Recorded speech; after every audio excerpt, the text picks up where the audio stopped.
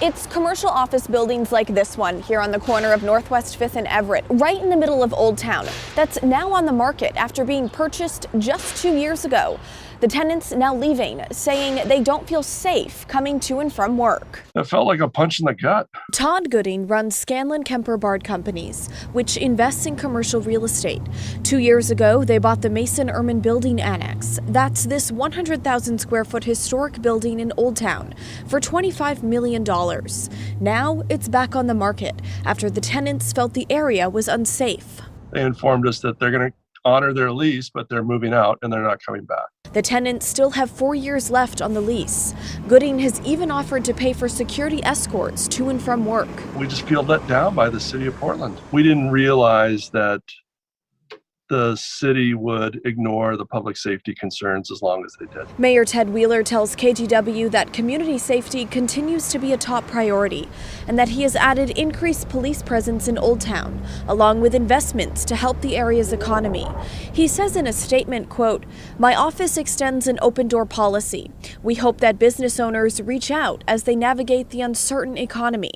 But Gooding's staff has called them numerous times. Nobody will pick up the phone and respond.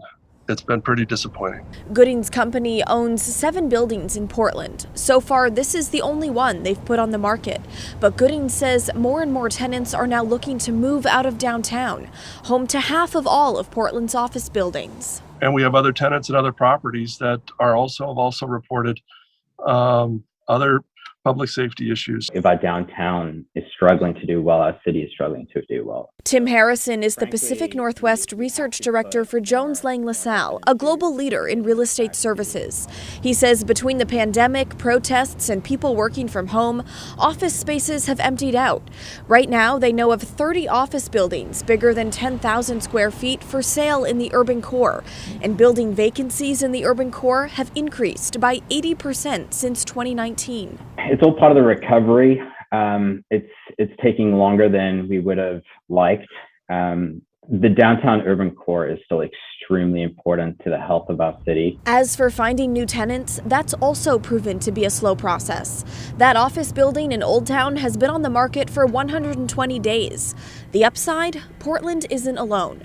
Harrison says other major cities such as San Francisco, Denver, and Phoenix are seeing an even higher percentage of empty commercial buildings hitting the market. Portland is a pretty good average for what's happening in the country right now.